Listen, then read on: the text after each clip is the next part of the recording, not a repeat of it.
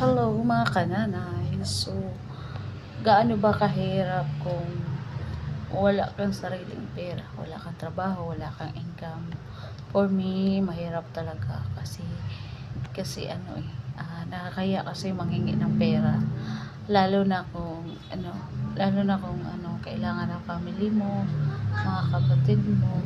So di ka basta-basta makabigay sa kanila kasi gawa ng wala kang sariling pera, kumbaga palamunin lang ako, char.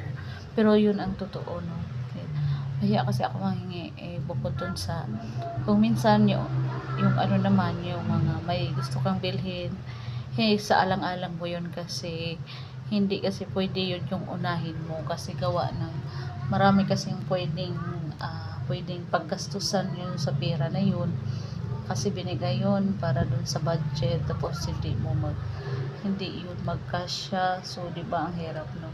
So maganda talaga kung meron kang sariling income. So mga kananay, baka meron kayong recommend sa akin na mga pwedeng makatrabaho, kahit ano, basta maka-income, di ba? Kasi nga nasa bahay lang ako, nag-alaga sa 3 bata. So boring, walang trabaho, walang income. Hirap.